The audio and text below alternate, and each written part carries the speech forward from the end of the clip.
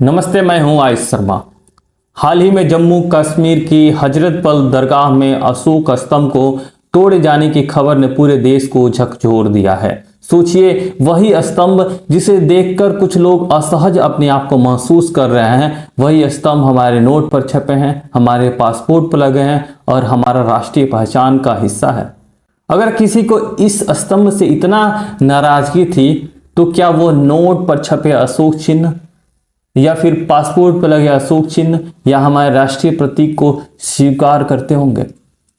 जवाब साफ दिखाई दे रहा है, आप देख सकते हैं। यह केवल धार्मिक या व्यक्तिगत मतभेद नहीं है, बल्कि यह एक चेतावनी है कि देश के विरोधी मानसिकता अब खुलेआम सामने आ रहे हैं। यह केवल कुछ मुस्लिम लोगों की वजह से पूरा मुसलमान समाज बदनाम हो जाता है, पूरा मुस्लिम समाज बदनाम हो जाता है।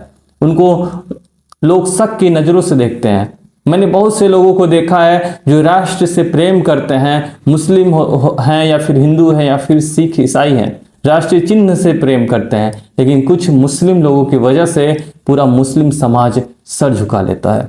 जो लोग राष्ट्रीय प्रतीकों का अपमान करते हैं, उनके इरादों को जनता धीरे धीरे समझ रही है। अगर किसी को अशोक स्तंभ से इतना समस्या थी तो उसे हटाकर दूसरा लगाया जा सकता था, लेकिन जिस तरह पत्थरों से मार मार कर इसे तोड़ा गया, वह दर्शाता है कि यह केवल व्यक्तिगत विरोध नहीं था, बल्कि राष्ट्रीय विरोधी गतिविधि थी। कुछ लोग खुलेआम हमारे राष्ट्रीय प्रतीकों के खिलाफ हिंसा और विरोध की मानसिकता लेकर चल रहे हैं, यह साफ दिखाई दे रहा है।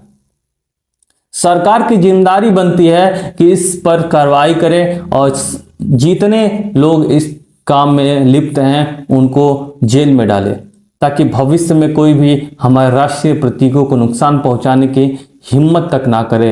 लेकिन सवाल यह है कि अगर वही सरकार जो हमें और हमारे प्रतीकों की रक्षा करने के लिए बनी है, अगर वही सरकार बचाव में उतर जाए तो फिर क्या कहा जाएगा? कि हजरत बल के इस प्रोग्राम इस पत्थर पे एक तो एम्बलम इस्तेमाल और फिर पत्थर लगाने की क्या जरूरत थी ना? क्या काम काफी नहीं था?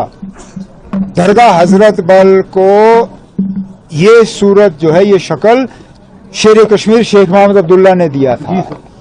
मुझे एक दफा बताइए ना, कहीं पे उन्होंने ऐसा पत्थर लगाया? आज भी लोग उनके काम को याद करते हैं, इस बात के बावजूद कि उन्होंने वहां अपने नाम का कोई पत्थर नहीं लगाया। पत्थर लगाने की जरूरत ही नहीं थी। अगर काम सही होता तो लोग खुद ब खुद उस काम को पहचान लेते। अब चलिए, उन्होंने गलती की, हो गया।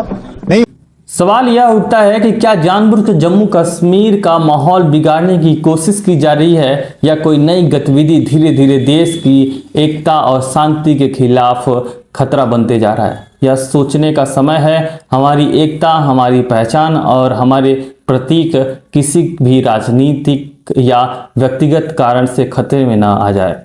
अगर हम चुप रहेंगे तो ऐसे लोग हिम्मत करके और भी आगे बढ़ेंगे। इसलिए जागना होगा, आवाज उठाना होगा और सरकार से सवाल पूछना होगा। आप सभी को जय हिंद, जय राष्ट्र।